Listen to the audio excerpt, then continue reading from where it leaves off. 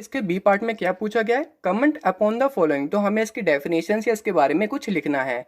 Rigidity, compressibility, fluidity, filling a gas container, shape, kinetic energy and density. तो पहले हमारा क्या है, रिजिडिटी। रिजिडिटी मतलब होता है कठोर, कठोर मतलब हार्ड हो गया। अब पढ़ लेते हैं इसके बारे में। Property of the substance to retain और maintain their shape when subjected to outside force is known as rigidity. तो यहाँ पे क्या हुआ, जैसे कि सॉलिड पार्टिकल से अगर हमने टेबल पे उसको हल्का सा प्रेस किया या बहुत मतलब अपना जोर लगाया, तो वो क्या प्रेस हो जाता है? नहीं होता। क्यों नहीं होता? वो कठोर है, तो वो अपनी जो शेप है वो क्या करता है, मेंटेन करके रखता है। कंप्रेसिबिलिटी क्या होता है? कंप्रेसिबिलिटी होता है जिसको हम कंप्रेस कर सकते हैं। तो वो क्या किस प्रॉपर्टी में आता है? Compressibility. The property of a fluid और a solid due to which its volume decrease. तो यहाँ पे क्या होता है, जब हम किसी चीज को कंप्रेस करते हैं तो उसकी वॉल्यूम क्या होती है, कम हो जाती है। When pressure is applied is called compressibility. Compressibility में क्या होता है, सॉलिड कंप्रेस नहीं हो सकता क्योंकि वो क्या है, वहाँ पे हार्ड है।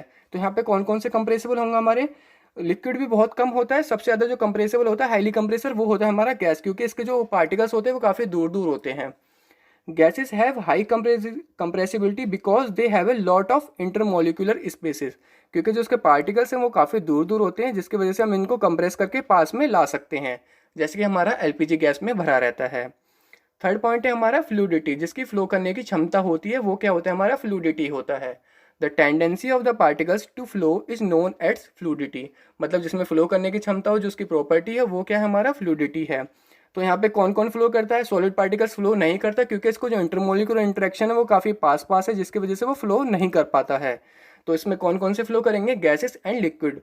Gases and liquids exhibit the property of fluidity, so they are called fluids. तो इनको हम क्या कहते हैं? फ्लूइड्स कहते हैं।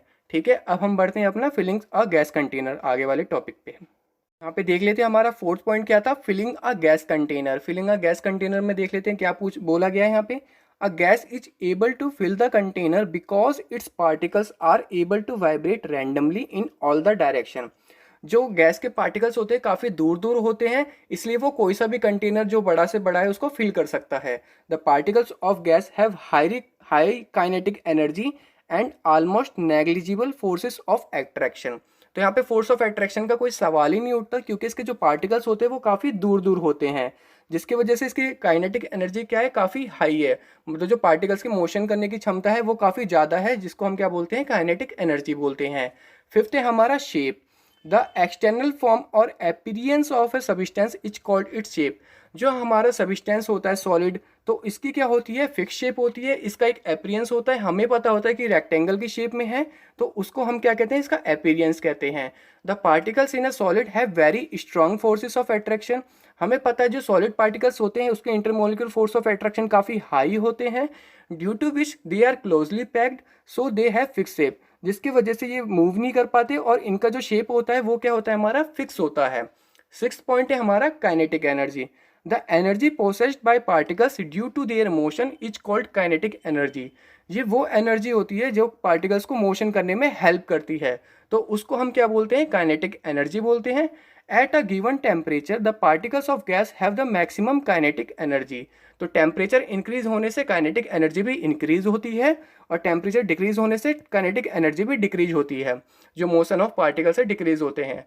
इसलिए हमें गर्म खाने से खुशबू जल्दी आती है बजाय ठंडे खाने के। अब हम बढ़ते हैं अपने लास्ट पॉइंट डेंसिटी की तरफ। The mass per unit volume of a material is called its density. तो यहाँ पे डेंसिटी का फॉर्मूला क्या हो गया हमारा, मास पर वॉल्यूम। तो यहाँ पे क्या होगा, अगर डेंसिटी बढ़ेगी तो मास भी बढ़ेगा, बट डेंसिटी बढ़ेगी तो वॉल्यूम घटेगा, और वॉल्यूम बढ़ेगा तो डेंसिटी घटेगी। तो वॉल्यूम डिक्रीज होगा तो डेंसिटी बढ़ेगी, ये इसके इन्वर्सली प्रोपोर्शनल होता है, और डेंसिटी मास के डायरेक्टली प्रोपोर्शनल होता है। Solids have high densities because of strong force of attraction. जिसका स्ट्रॉन्ग फोर्स होगा उसका क्या होता है, वेट भी ज़्यादा होता है, जिसकी वजह से उसकी डेंसिटी बढ़ जाती है। इसलिए यहाँ पे इसने बोला जो फोर्स ऑफ अट्रैक्शन जिसका ज़्यादा होगा उसकी डेंसिटी ज़्यादा होगी। ठीक है, अब हम बढ़ते हैं अपने नेक्स्ट क्वेश्चन की तरफ।